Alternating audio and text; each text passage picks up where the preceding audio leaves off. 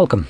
In front of me is a Motorola Edge 7D Fusion, and today I will show you how you can enable and set up your portable hotspot.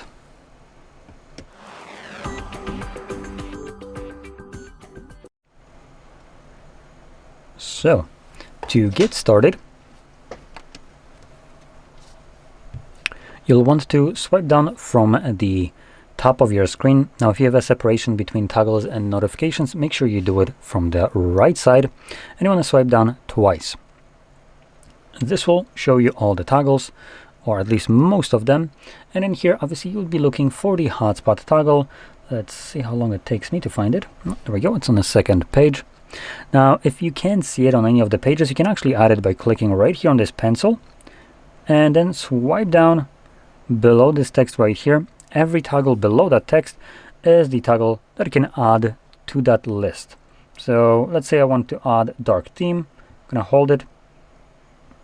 There we go, hold it, and then you can drag it around. So you drag it here, drop it here, meaning above the text.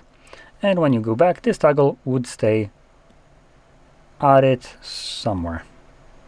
Oh, there we go, dark theme.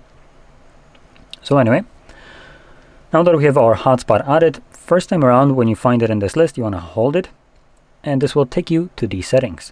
Now, the reason you want to navigate into the settings is because under the hotspot password, you'll find a absolutely randomly generated password, which is not very fun. So we're gonna just straight up get rid of it, as typing that in is a nightmare, and then we can set up our own desired password. Now, I'm choosing some very easy password, 1 through 8. Your password does need to have 8 characters in length, but you can use letters, numbers, or both. It does not really matter, as long as it's 8 in length or more. Now, additionally, in here we have some options like hotspot name, which is the name of the device, so you can keep it as it is. Makes it easy to find it in the Wi-Fi list, or you can change it to something that is more customized to your preference. Moving on, we have speed and compatibility. So here we have 2.4 and 5 gigahertz options, which I'm still kind of confused how a Wi-Fi 6 hotspot is a compatibility option right here. I mean, I thought that when you select 5 gigahertz, it uses Wi-Fi 6. That's kind of the point of Wi-Fi 6, to use 5 gigahertz. But I guess I understand it incorrectly, or manufacturers. One of us definitely understand it incorrectly. In any case, we're only going to be focusing on the 2.4 and 5, as this is what will actually matter. So, by default, it's going to have 2.4 selected. Now, this is actually one that I personally prefer, as it makes it super easy to connect to hotspot, regardless of what the device I would be using to connect it to would be.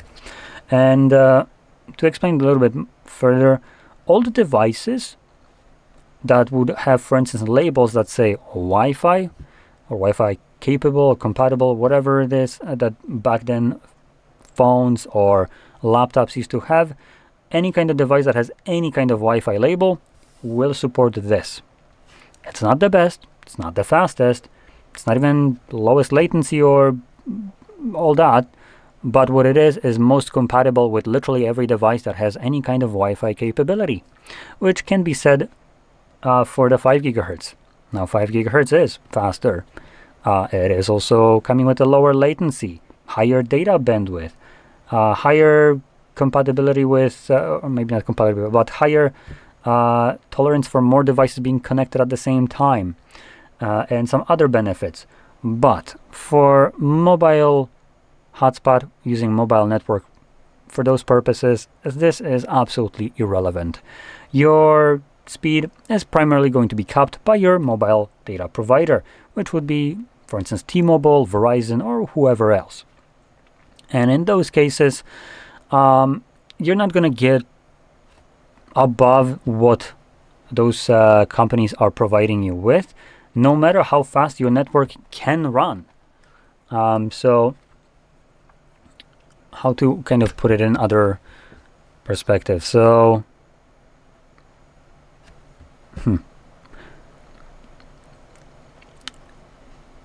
Shit, I don't got a good comparison for that one, but yeah, basically you cannot, even though your hotspot 5 gigahertz would support way faster network, you're still going to be bottlenecked by your data provider, which if it's 30 megabytes per second, like for instance it is for me, my network can run up to 1 gigabit per second, but hey, I am receiving 1 or 30 megabits, so that's what I'm going to be sending. I'm not going to get past the fact that what I'm receiving is what I can also send. So even though I could potentially send way more, I'm receiving not enough to share that kind of fast speed. Now, the only kind of circumstance where I would maybe recommend checking out 5 gigahertz, because it does have use case scenarios, will be if you live in a densely populated area. In those kind of scenarios, you might, on the 2.4, encounter interference. Now, I have never encountered this myself, so I'm not necessarily sure what to look for. I can only speculate that what you could potentially be experiencing is dropouts in signals, network not really loading websites and stuff like that, disconnection from your hotspot altogether, something along those lines. That's what I expect, though I have never had this happen to me. In those cases, you could potentially switch it to 5 gigahertz, and 5 gigahertz is not as prone to interference as the 2.4. Problem here is that 2.4 gigahertz frequency is not only less kind of accommodating for wide array of signals, so they start to interfere with one another, but also a lot of smart home devices do use the same frequency, basically propagating this problem even further. So any kind of smart bulb that has Wi-Fi capability, a smart bulb, let's say it, if it can connect to network, it's going to be using 2.4, and people can have dozens of them in a house. So you can imagine how that would basically litter this kind of frequency, making it very difficult for the network to actually not have interference from such a household, let's say. While 5 gigahertz doesn't really suffer the same kind of problems, so it would need to have heap ton more of those signals to begin the same kind of interference. So for those purposes, you can switch to 5, but keep in mind, it still doesn't resolve the first thing that I mentioned, which is the compatibility. If your device doesn't support 5 gigahertz, you simply won't see it. So even if you have on 2.4 problems, switching to 5 won't solve the problem that you have an older device that never supported 5. And any kind of device that is labeled as Wi-Fi 6 supports this, so you're good to go. And if you don't know what your device supports, you can quickly check it by just straight up turning on 5 gigahertz and then going to that device to the Wi-Fi list and seeing if whatever it's labeled right here will show up in that network list. If it does, well then congrats, it supports it and you can use it. But if it doesn't see it at all, if it never loads, chances are it just does not support that frequency. So, couple additional options in here. Hide my device.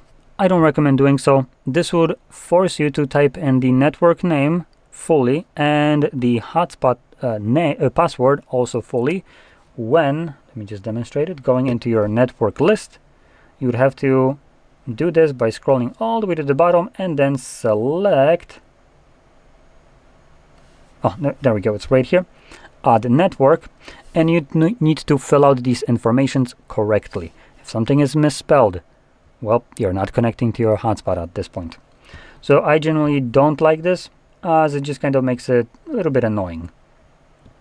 And obviously your hotspot has a password, so not everyone can connect to it unless they're going to guess that your password is as secure as mine, 1 through 8, which it's not very secure. In any case, another option in here is the turn off hotspot automatically when no devices are connected. This is a fantastic feature which I recommend keeping enabled, as this will ensure that your hotspot automatically turns itself off once you're usually done using it, as it is requiring the connected device to disconnect from it.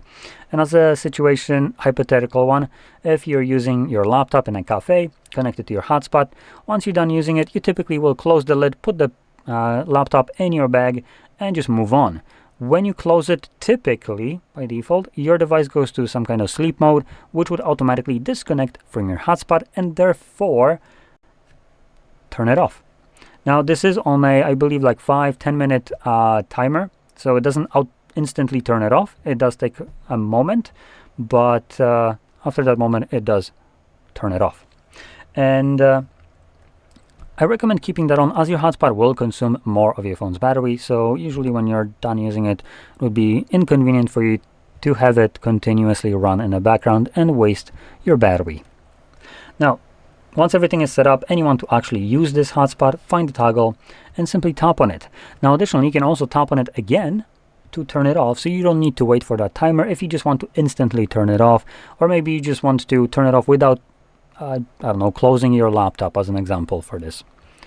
So you can just tap on it and it turns it off. So anyway, with that being said, I hope you found this very helpful, and if you did, don't forget to hit like, subscribe, and thanks for watching.